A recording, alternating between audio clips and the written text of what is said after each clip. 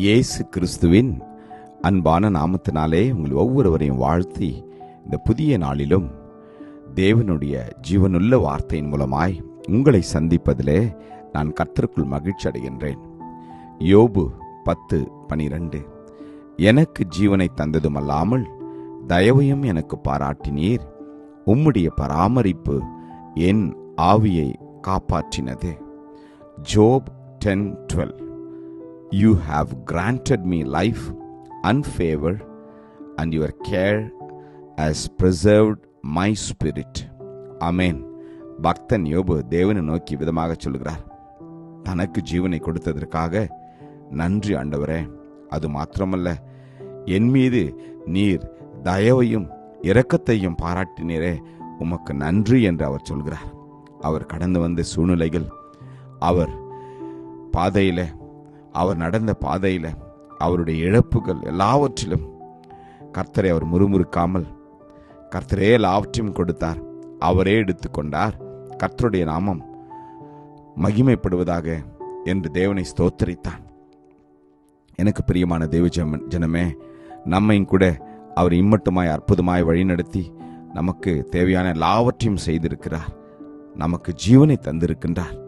பிறந்த நாள் முதல் கொண்டு இந்த நாள் வரைக்கும் நாம் கடந்து வந்த ஒவ்வொரு பாதையிலும் நம்மை ஒரு தகப்பனை போல சுமந்து, ஒரு தாயை போல உங்களையும் என்னையும் பராமரித்து நம்மை அவர் பாதுகாத்து வருகின்றார். அந்த நல்ல தேவனை நீங்களும் நானும் அநேகருக்கு அவரை காண்பித்து கொடுக்க வேண்டும். அவரே இரட்சகர், அவரே நமக்காக அந்த உலகத்திற்கு வந்தார். இன்னும் பிதாவினுடைய வலது பார்சத்தில் அவர் பரிந்து பேசி கொண்டிருக்கிறார்.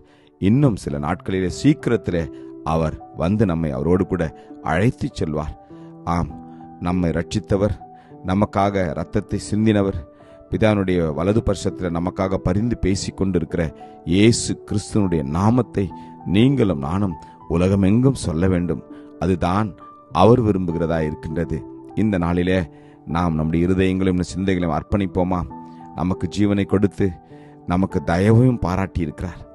ஆம், அவருடைய பராமரிப்பு நம்முடைய ஆவியை காப்பாற்றியிருக்கிறது.